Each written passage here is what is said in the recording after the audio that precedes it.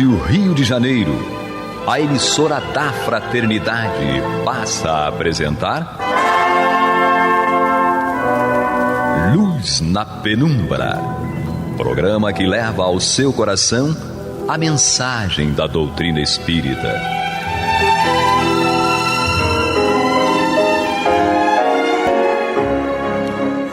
E com vocês, Canrobert Bueno e Isabel Nascimento, para o estudo do livro A Gênese, da obra codificada por Allan Kardec. Olá, ouvinte, olá, internauta, vocês que nos patrocinam com a atenção, com a sua audiência aqui na Rádio Rio de Janeiro. Retomamos mais uma vez o estudo da Gênese no programa Luz na Penumbra, esse programa que vai gravado todas as quintas-feiras.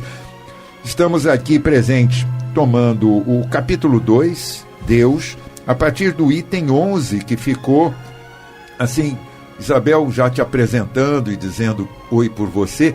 O Cláudio deixou uma pegada aqui com esse capítulo da imutabilidade. Eu não sei você, Canrobert, e também não sei vocês, nossos ouvintes, mas essa semana que passou, eu fiquei aqui pensando muito e falando, chegue logo a semana que vem, porque a gente precisa dar continuidade a isso, não é? Bom, é a última participação nesta série do Cláudio aqui conosco. Isabel, item 11, para você recobrar a lembrança aos nossos ouvintes e internautas do tema que estava sendo abordado na semana passada. Bom, a gente tinha parado aqui no item 11. Deus é imutável. Se ele estivesse sujeito a mudanças, as leis que regem o universo não teriam nenhuma estabilidade. E aí, Cláudio? Traz pra gente essas reflexões. Nos ajuda os nossos ouvintes. Olá a todos, uma satisfação estar de volta aqui com vocês para dar continuidade a esse tema tão instigante. No primeiro programa, nós falávamos aqui em que nós estamos analisando Deus sobre nossa visão acanhada. Então, é analisar Deus sob a ótica de um não-Deus. E é isso que nos cabe. Eu não tenho como analisar de uma forma diferente, porque somos limitados aqui no nosso nível evolutivo. Era aquela comparação, né? Não dá para uma criança, Exatamente. Que eu até falei que eu mostrei que eu era um pouco antiga, né? Você não vai falar da minha infância, né? Mas a gente já sabe que o tempo é algo da nossa cabeça.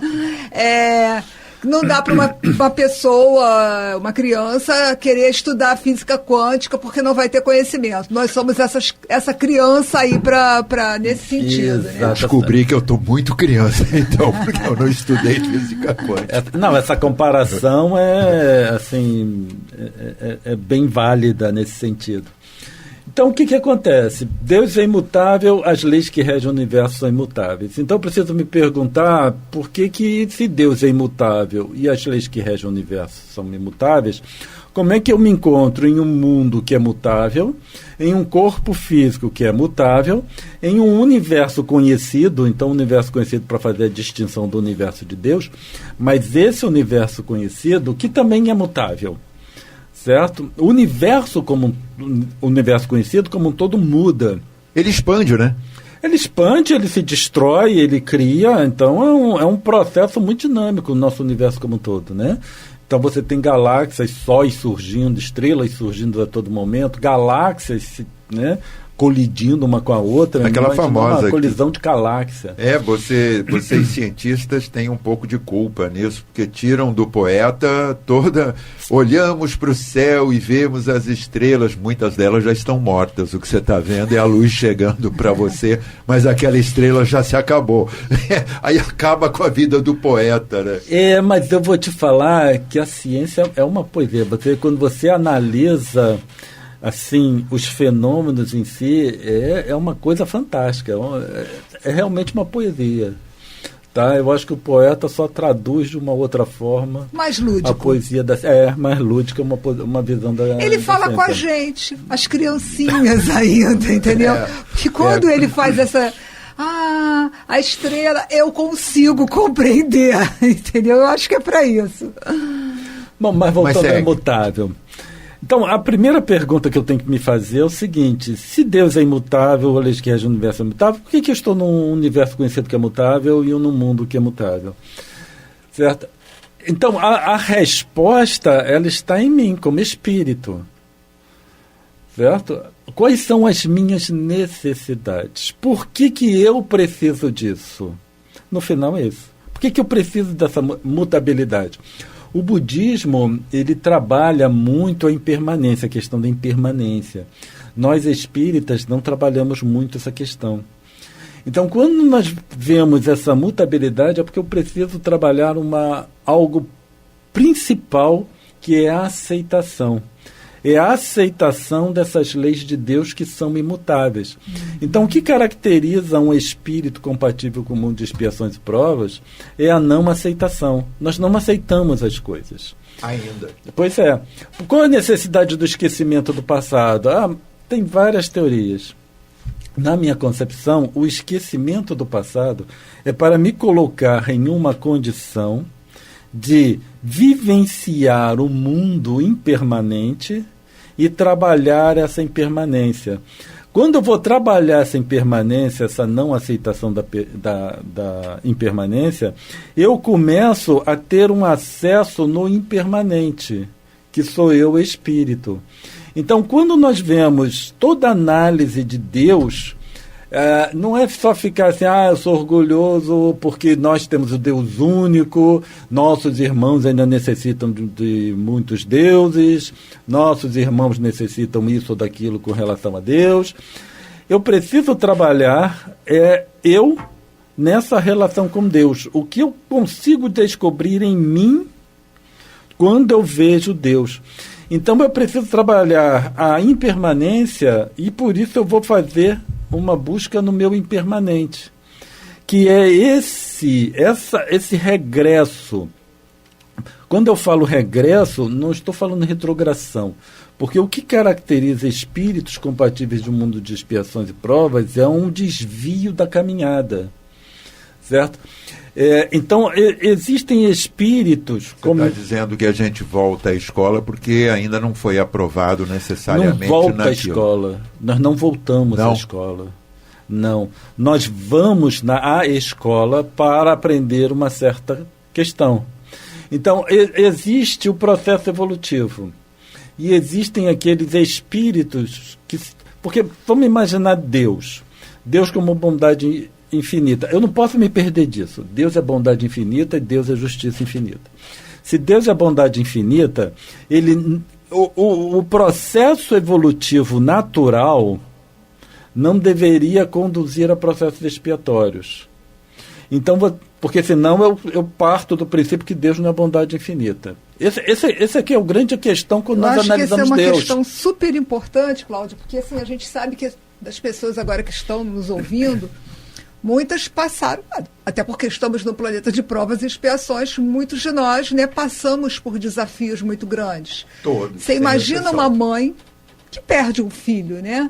Eu dou esse exemplo porque eu acho que, assim, dor não se quantifica, mas acho que é de senso comum, que é algo que é uma prova bastante desafiadora.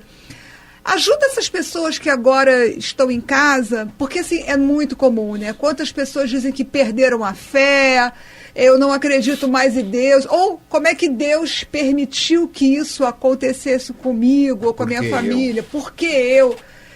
Com essas reflexões, eu acho que sim, dá para a gente ajudar um pouco, para que as pessoas comecem a ter uma nova compreensão. Você pode fazer isso com a gente? Posso, perfeitamente. O que acontece? Então vamos lá. Então eu preciso fazer esse entendimento do que eu sou enquanto espírito. Agora, nós temos o seguinte: se Deus é imutável, eu estou num mundo mutável, isso significa que o nosso universo conhecido não é uma criação de Deus. Nós temos isso como Deus que fez o Sol, Deus que fez a Lua, mas o nosso universo conhecido, ele não é uma criação de Deus. Então, porque nós, espíritos, temos a nossa participação também. Então, esse universo conhecido é uma cocriação. Então, o planeta Terra é uma cocriação, certo? Ele foi estruturado por nós, espíritos. Então, o que acontece? Toda essa impermanência, ela é decorrente da nossa mente que é conturbada. Nossa mente é conturbada. Então, as experiências que nós vivenciamos é no sentido de desenvolver essa aceitação. Eu sei que é complicado, eu sei que eu tenho tantas dificuldades, porque quando a gente fala isso parece que é muito fácil, né? É só aceitar, mas eu sei que não é assim. A gente está explicando a teoria. Aqui eu tenho a vantagem de tentar expor uma ideia, tentar expor uma teoria sem precisar me envolver nela, né? Mas isso é da química até, né? Porque vai ter um reagente e nós somos reativos, né? Então lá fora eu tenho que conviver com isso tudo. Aqui eu posso me abstrair. Então é no desenvolvimento dessa aceitação. E essa nossa vida, essa nossa estrutura material como um todo, são cocriações dos espíritos. Então eu cocrio tudo. Não existe fatalidade, porque aqui nós estamos mudando. Então, como nós estamos mudando, nós alteramos também essa estrutura material. Certo? Então, quando nós falamos lá do tempo, falamos de Deus imutável, certo? Nós falamos da eternidade de Deus, nós estamos falando que essa estrutura muda porque nós mudamos. Nossa estrutura mental ela vai mudando. E como espíritos, nós vamos alterando todo esse universo material do nosso universo conhecido. Então, os desafios que nós temos, nos vemos a braço, é para haver uma adequação da nossa mente. Então, quando, por exemplo, tomando esse exemplo de uma mãe em que o filho veio a desencarnar, eu sei que é uma tristeza, eu sei que é uma dificuldade muito grande. Quer dizer, imagino que seja uma tristeza, uma dificuldade muito grande.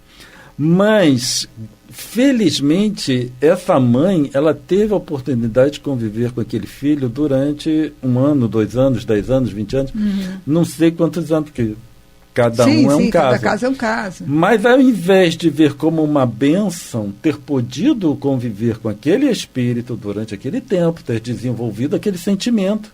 Aprendido a amar, aprendido a amar, permitir ser amada. Exatamente. Porque aí fica focado o que deseja, né? Que seria a coisa permanente. Eu quero manter essa permanência. Então o sofrimento... Tudo, não é só com isso não, mas tudo está relacionado à não aceitação da impermanência.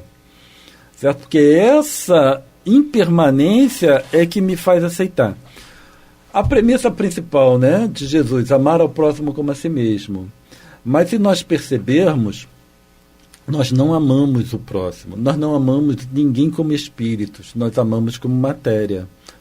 Então, porque nos satisfaz antes de mais nada. Exatamente. Aquele amor que na verdade é egoísta, porque ele traz o primeiro benefício do amar, mesmo a mãe que tem aquele poder desvelado de se sacrificar pelo filho ou filha.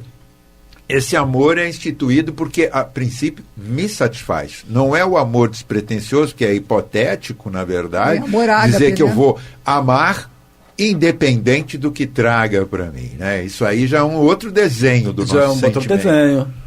Então, por que precisa o nascimento ser do jeito que ele é para nós aqui? Para nós aprendermos a amar um espírito qualquer, certo?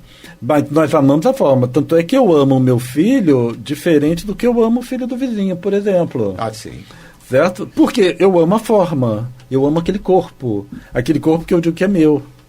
Então, nessa impermanência, e por isso que tem eventos como esse, é para exatamente sabermos que nós estamos amando espíritos. Nós precisamos amar espíritos, desenvolver, né, esse amor por espíritos. Então, por isso que nós enfrentamos a matéria densa, por isso que nós enfrentamos a impermanência, por isso que nós enfrentamos toda a situação que nos vemos a braços. Bom, chegamos aqui à metade, pouquinho mais da metade do nosso programa, da Gênese, aqui no A Luz da Penumbra. Estamos recebendo aqui Cláudio Conte, já no 3º programa, dando sequência aqui no estudo. Você que está chegando por agora, só para atualizar, é o capítulo 2, Deus, e estamos tratando o item 11. Que você veja, Isabel, é talvez o item mais curtinho de toda a leitura até o 37 desse mas capítulo. Que tem grandes reflexões. Está dando um programa e meio, né, na reflexão, Cláudio trazendo aqui sua contribuição para todos nós. E retomando, se nós falamos que Deus é a suprema soberania e inteligência no item 9, Deus é eterno no item 10, Deus é imutável no item 11, com tudo que você colocou, dessa imutabilidade também do espírito. Nós temos talvez a mutabilidade a partir do perispírito, mas isso aí é uma outra conversa, não sei se vale trazer aqui esse momento. Mas a pergunta que fica, não está muito entranhado em nós ainda, porque nós estamos falando de todos esses valores de Deus, mas a gente coloca como tópicos e parece que a gente lê, mas não entende, porque existe aquela, eu sempre tenho a possibilidade, eu falo, você vai lá na Capela Sistina, você vê aquela obra extraordinária de Michelangelo, quem esteve ali entre as 9 fases que estão ali expostas, vai ter uma extraordinária. Deus está transformado num semelhante nosso, ele está... e ali tem uma pegada do Michelangelo que ficou ótima, que ele deixou a 1 centímetro o toque de Deus com Adão ali, né? Não fez a completa, até foi a reclamação da igreja. Eu falei que era para encostar o dedo, não era para deixar distante, mas ele deixou aquela distanciazinha, acho que já para garantir que, olha, Deus não é isso que está desenhado aí. Será que a gente está nessa interpretação? A gente está trazendo aqui o estudo da Gênese, que é... Gênese é o princípio, né? A razão de conhecimento, trazendo para o nosso ouvinte para ele se provocar e poder entender, sair esse Deus de castigo, o Deus que te vigia, como a Isabel falou.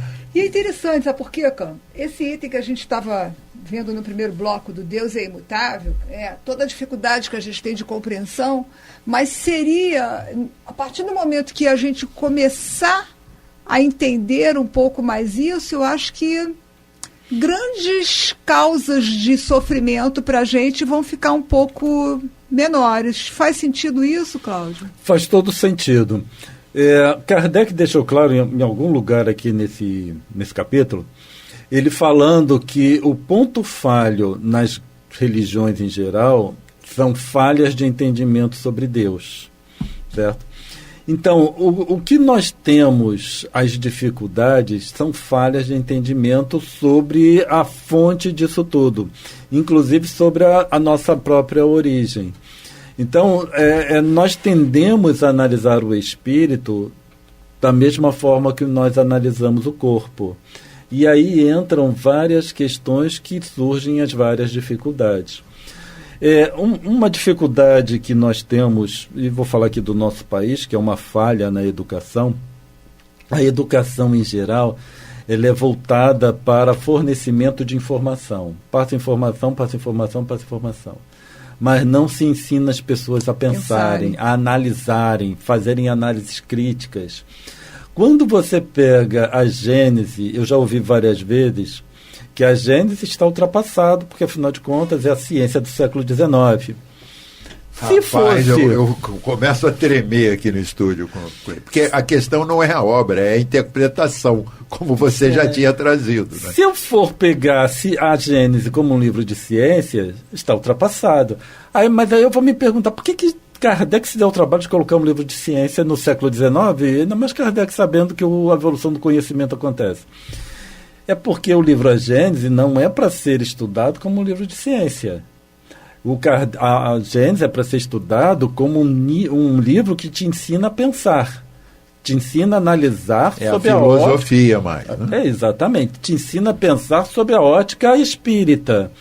Então, inclusive, o conhecimento científico da época, a forma de analisar que Kardec trouxe para o século XIX, eu posso aplicar hoje para o avanço do conhecimento científico. Só que é isso que não se faz no movimento espírita. O livro A Gênese ele é pouco visitado.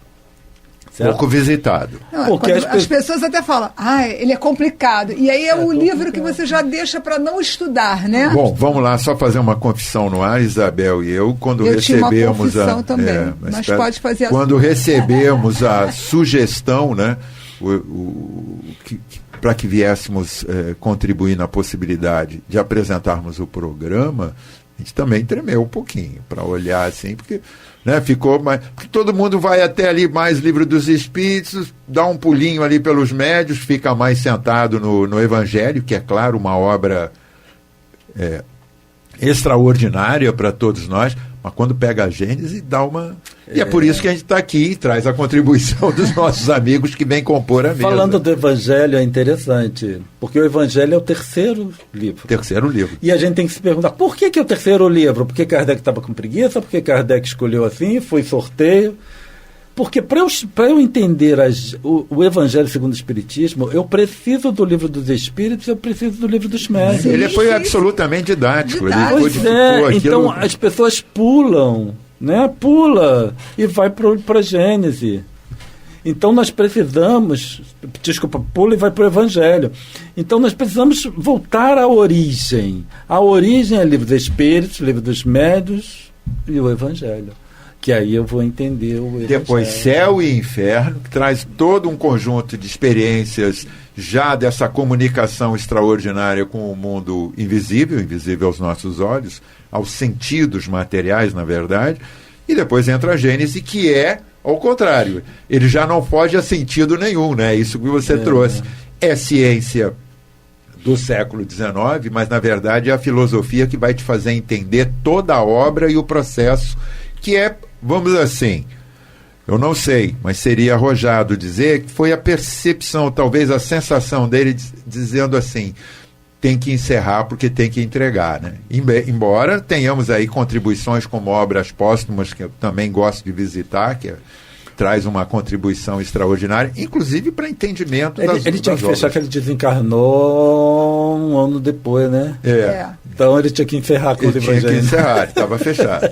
Eu estava falando que ia fazer uma confissão, né? Que na verdade, assim, para quem já vem acompanhando os programas já sabe que, né, passam dois, eu trago Teresa Dávila para o programa, né? Eu sou uma teresiana aí de coração. E um mantra que é muito conhecido, né?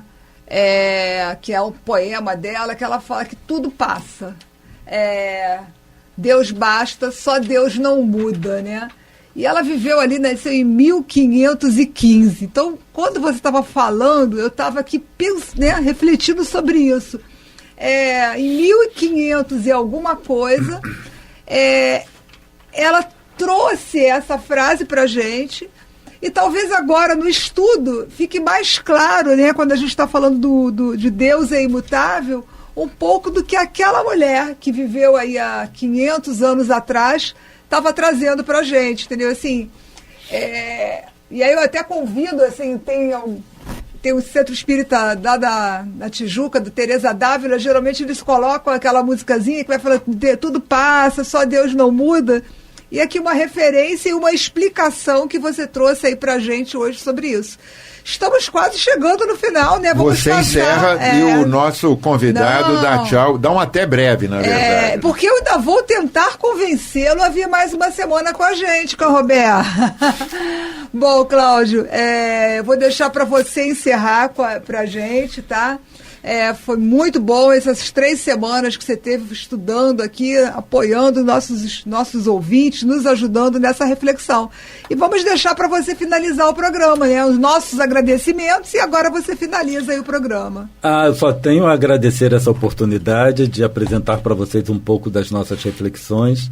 Esperamos que tenhamos deixado também muito material reflexivo, certo? E, né? E somente agradecer mesmo essa oportunidade que tivemos aqui com vocês.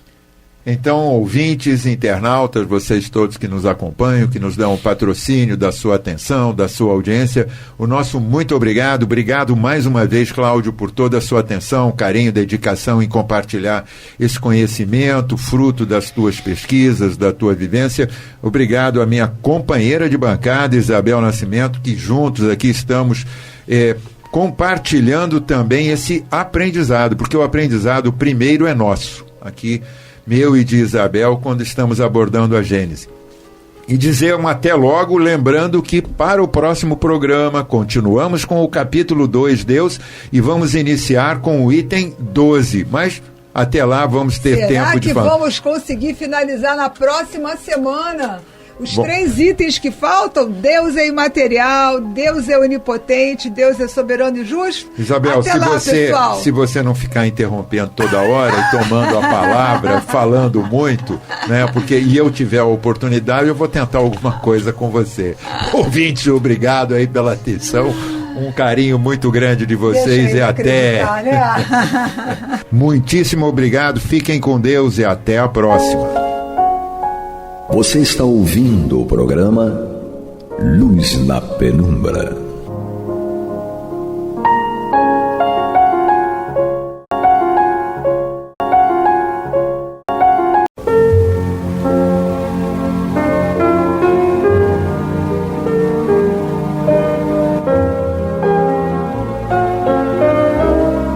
A Rádio Rio de Janeiro está levando ao seu lar e ao seu coração a mensagem consoladora da doutrina espírita, através do programa Luz na Penumbra.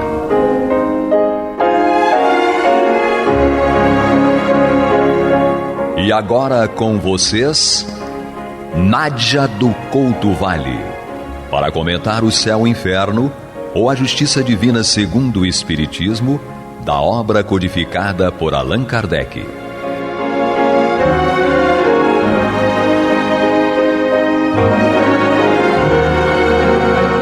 Amados e amadas ouvintes internautas, que a paz de Jesus permaneça conosco hoje e sempre.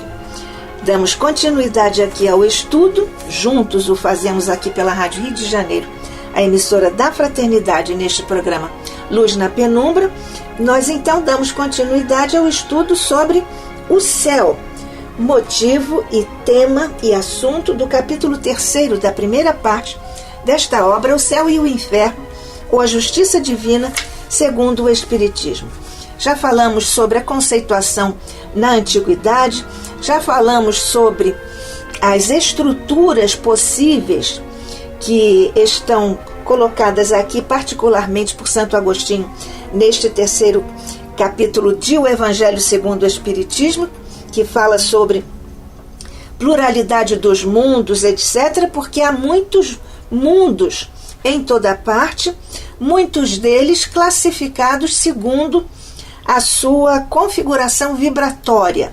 Portanto, existem espíritos superiores habitando verdadeiros palácios siderais, que poderíamos dizer como representantes do céu, e outros não especificamente como representando o inferno, mas representando as dificuldades que o espírito não evoluído precisa enfrentar. Então, já que estamos no capítulo 3º, o céu, nós já falamos sobre várias dessas situações e dessas configurações, e já também falamos então sobre o que é a felicidade, porque no céu, supostamente e verdadeiramente, estão os espíritos felizes, que são os espíritos bem-aventurados. A felicidade é para os espíritos bem-aventurados. Felicidade não é ociosidade, não é mera contemplação. E, na verdade, é um conceito que corre de que a felicidade é uma coisa eterna, só contemplativa.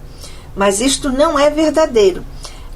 A felicidade é constante atividade, mas isenta de fadigas, porque nós é que nos fatigamos, espíritos ainda inferiorizados. Nós já vimos que a suprema felicidade é a satisfação para com todos os esplendores da criação.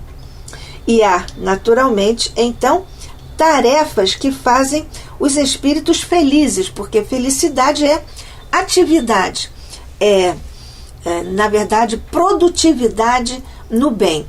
Então, nós temos os espíritos felizes em suas respectivas missões. E eles vivem com um sentimento de integração em todas as coisas, de penetração de todas as coisas, porque os espíritos superiores têm essa faculdade. E também vivem ausência de sofrimentos físicos e morais, como é, aliás, próprio de mundos inferiores como o da Terra e como nós vivemos aqui. As missões dos espíritos felizes fazem com que eles tenham uma satisfação íntima, tenham serenidade da alma, que é sempre imperturbável. É o amor que envolve todos os seres que eles cultivam em sua intimidade profunda, portanto, com ausência de atrito pelo contato com os maus. Sobretudo, é a contemplação de Deus, de seus esplendores na criação. É a compreensão de seus mistérios, dos mistérios de Deus, revelados apenas aos mais dignos disso. Porque a felicidade também está nas tarefas que fazem os espíritos felizes e também que nos fazem felizes. Então isto não é o céu? Os puros espíritos, por exemplo, são os mensageiros de Deus na transmissão e na execução de suas vontades, representando esta vibração, este universo vibratório que constitui o céu.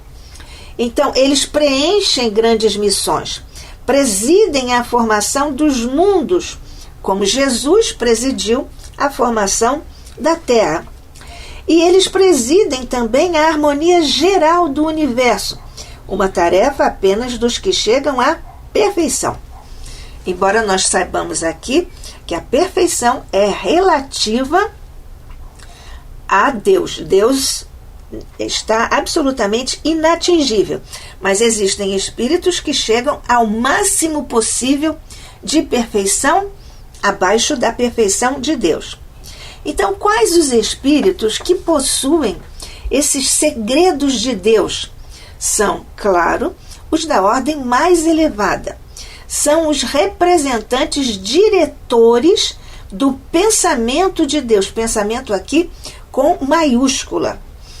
Então, a atribuição dos espíritos, que são os espíritos felizes, são proporcionadas ao seu progresso, ou seja, o critério depende do progresso do espírito para ele receber tais ou quais missões, de acordo com suas capacidades, sua experiência e o grau de confiança que tem em Deus. Esta é uma importante condição, o grau de confiança que tem em Deus.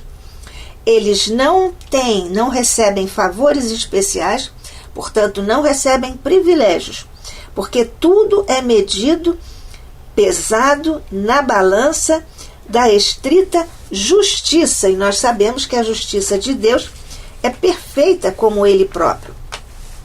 E falando, portanto, das missões mais importantes, são aquelas que são atribuídas somente para aqueles que as podem cumprir.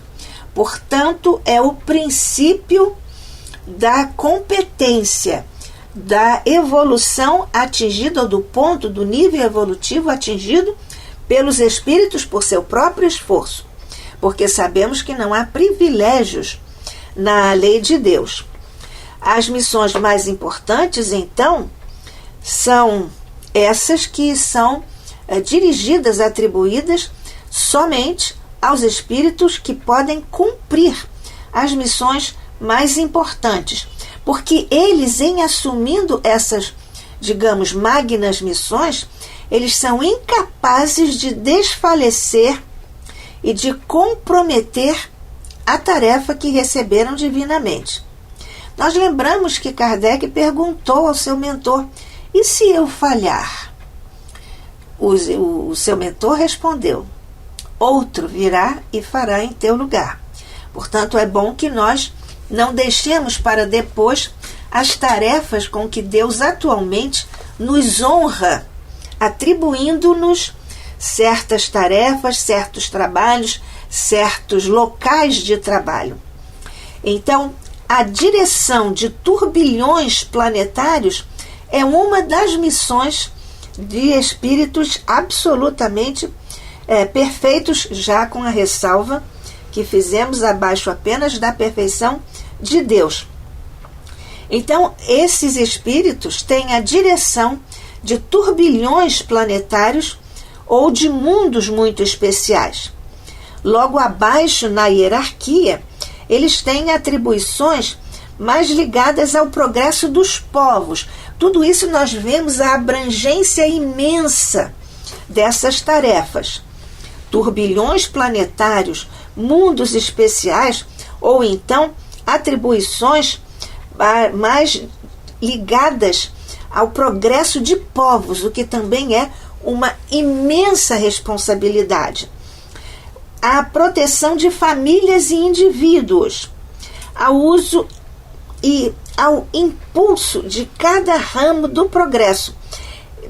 Por isso que nós dizemos que cada área, por exemplo, a medicina, a filosofia, a educação e todas as áreas em que se entretém e desenvolve o homem, a humanidade, cada área tem um espírito protetor, um mentor, um desses espíritos aos quais são atribuídas essas tarefas para o desenvolvimento da filosofia ou da arte e assim por diante. Portanto, eles são também, a eles também é atribuída a atribuição, por exemplo, ao impulso de cada ramo do progresso, às diversas operações da natureza. Por isso que nós sabemos que a natureza tem seus mecanismos autorreguladores, mas há espíritos muito superiores, com graus muito elevados de evolução, que são responsáveis pelas operações da natureza. São também responsáveis pelos mais ínfimos pormenores da criação. Portanto, nós vemos que tudo está categorizado, tudo está absolutamente organizado, porque, enfim, nós verificamos que há ocupações para todas as capacidades, todas as aptidões e todos os esforços. E tudo isso, todas essas ocupações, são aceitas com júbilo, solicitadas às vezes com ardor pelos próprios espíritos, porque são o meio de adiantamento para os espíritos que aspiram ao progresso, porque trabalho é lei.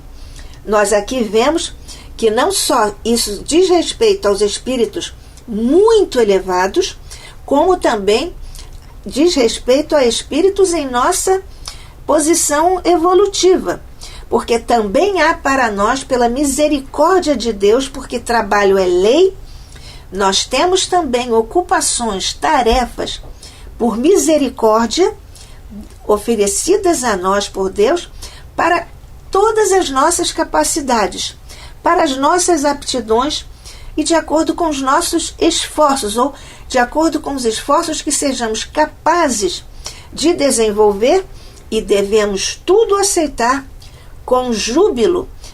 Muitas dessas ocupações nós chegamos a pedir mesmo e recebemos por misericórdia o atendimento ao nosso pedido para evoluirmos. Mas estamos aqui falando das ocupações, operações ou missões mais importantes para os espíritos mais evoluídos. Mas há também missões secundárias, como nós acabamos de ver, porque é de acordo com as capacidades, aptidões e esforços de cada espírito que lhe são atribuídas as missões. Como nós agora estamos dirigindo ou desenvolvendo ou dando continuidade ao nosso estudo aqui pela Rádio Rio de Janeiro, a emissora da Fraternidade, no programa Luz na Penumbra, eu, Nádia do Couto Vale, e você, amigo, amiga, ouvinte, internauta, dando continuidade ao nosso estudo no capítulo 3º da primeira parte desta obra, O Céu e o Inferno, ou a Justiça Divina segundo o Espiritismo. Nós vemos, portanto, que há missões secundárias de acordo com as aptidões, capacidades e esforços de cada espírito. Portanto, são missões que têm importância relativa em todos os graus. Por exemplo, cada encarnado tem a sua missão, tem os seus deveres para com os seus semelhantes. Assim, um espírito, na sua função de chefe de família, tem como sua missão o progresso dos filhos. Estudamos isso em O Livro dos Espíritos, nas perguntas que tomaram o número, ou os números 582 e 583. Um homem de gênio, por exemplo, um grande cientista que já tem este avanço na sua bagagem pessoal, individual, o homem de gênio então recebe missões para o progresso da sociedade, de grupos. E, portanto, nessas todas missões secundárias é que podem acontecer, coisa que não acontece, lembra? Quando nós falamos das missões mais importantes para somente os espíritos altissimamente evoluídos, que as podem cumprir, porque eles não vão desfalecer, não vão comprometer a tarefa que lhes foi atribuída. Mas aqui, nas missões secundárias, os espíritos podem eventualmente desfalecer, podem renunciar à opção e até às vezes o pedido que fizeram para receber a missão. Não há prevaricações, porque essas questões em que os espíritos podem falir, podem abandonar, não obstante, isto não prejudica o indivíduo somente, implica também em afetar o todo, ou as consequências, a extensão da missão que lhe foi atribuída. Portanto, essas missões, quando há desfalecimentos, prevaricações e renúncias, prejudicam o indivíduo ou o espírito responsável pela tarefa, e também afeta essa renúncia, esse desfalecimento, afeta, às vezes, o abandono mesmo da missão, afeta o conjunto, o todo. Porque todas as inteligências, a rigor, concorrem para uma obra geral, porque Deus não cria nada inútil. Então, qualquer grau que tenha atingido, qualquer inteligência, cada qual tem a medida de suas forças, encarnado ou desencarnado, para receber a sua missão, ainda que secundária. Por toda parte, nós estamos, e todos os espíritos estamos, instruindo-nos e coadjuvando-nos uns aos outros em mútuo recíproco apoio, para juntos podermos alcançar o ápice, essa questão que é absolutamente importante para todos nós. Kardec nos fala sobre isso aqui no capítulo 3 de O Céu e o Inferno, ou a Justiça Divina segundo o Espiritismo. Ele nos fala sobre isso no item 18, no item 15. Então, ele diz: assim se estabelece a solidariedade entre o mundo espiritual e o corporal, ou, em outros termos, entre os homens e os espíritos, entre os espíritos libertos e os cativos. Assim se perpetuam e consolidam, pela purificação e continuidade de relações, as verdadeiras simpatias e nobres afeições. Por toda parte, a vida e o movimento, tudo isso existe em toda parte. Nenhum canto do infinito é despovoado, nenhuma região que não seja incessantemente percorrida por legiões inumeráveis de espíritos radiantes, invisíveis aos sentidos grosseiros dos encarnados, mas cuja vista deslumbra de alegria e admiração as almas libertas da matéria. Por toda parte, enfim, há uma felicidade relativa a todos os progressos, a todos os deveres cumpridos, trazendo cada um consigo os elementos de sua felicidade, decorrente da categoria em que se coloca pelo seu adiantamento. Das qualidades do indivíduo depende-lhe a felicidade, e não do estado material do meio em que se encontra, podendo a felicidade, portanto, existir em qualquer parte, onde haja espíritos capazes de a gozar. Nenhum lugar lhe é circunscrito e assinalado no universo, portanto, nenhum local proibido. Onde quer que se encontrem, os espíritos podem contemplar a majestade divina, porque Deus está em toda parte. Essa é uma informação preciosa que Kardec aqui nos dá, também neste capítulo 3º de O Céu e o Inferno, ou a Justiça Divina segundo o Espiritismo. E nessa configuração, nós temos, então, já que estamos falando de espíritos felizes, nós vemos qual é a característica, qual é a essência da felicidade. Não ser pessoal, portanto, não ser egoísta, porque o egoísta não reparte nada, mas a felicidade deve ser repartida, partilhada para com todos. A felicidade, em sua essência e sua característica fundamental, está na comunhão de ideias que une os seres simpáticos, aqueles que sentem a mesma coisa ao mesmo tempo. Os espíritos felizes sentem atração pela similitude de gestos e sentimentos. Formam vastos agrupamentos ou famílias homogêneas, em cujo seio cada individualidade irradia sua qualidade, seus fluidos, e satura-se dos eflúvios serenos e benéficos emanados do conjunto. Então, o que fazem essas individualidades?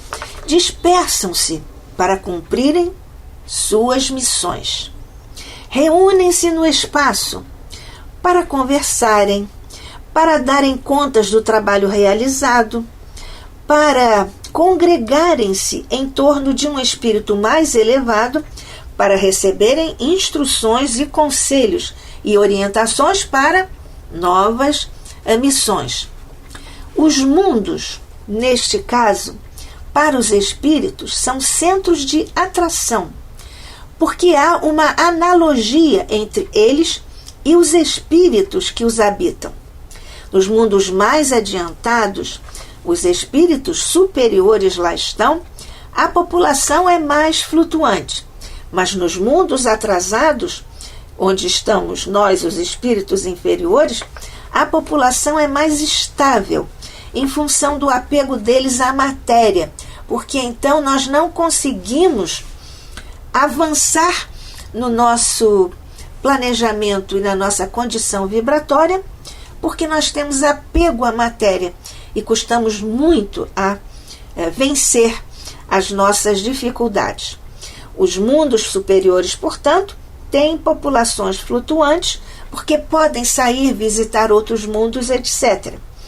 Os mundos superiores, dos mundos superiores, vêm espíritos para semearem os germes do progresso, da esperança, da consolação nos mundos inferiores.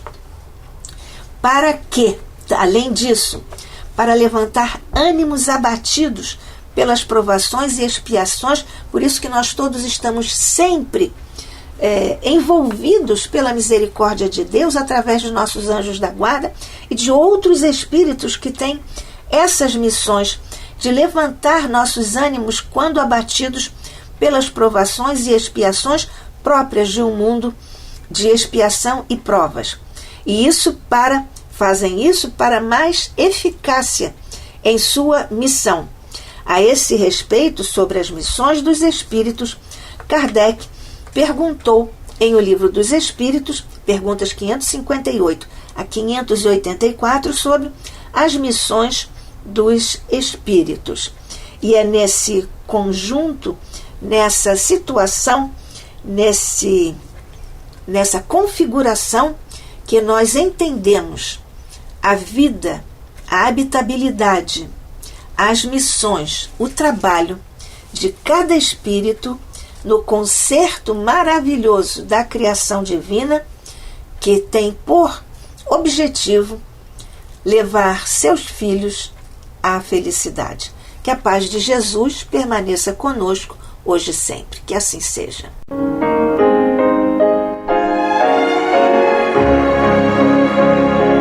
E vamos ouvir agora a prece de encerramento de nosso programa, na voz de Geraldo de Aquino. Jesus, dá-nos coragem para a luta, piedade para os insultos e misericórdia para as injustiças e ingratidões. Limpa nossa alma de inveja e ambições mesquinhas, de ódio e de vingança o nosso caminho.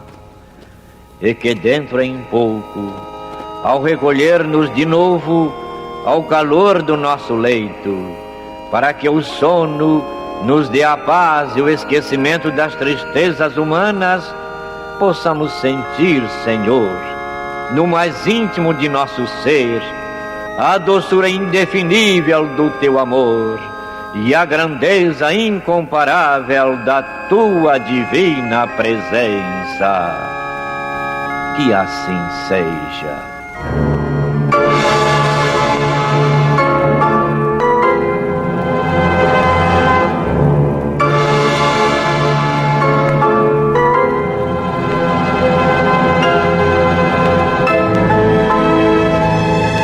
Acabamos de apresentar o programa Luz na Penumbra, que voltará a ser apresentado amanhã às 21 horas nesta emissora.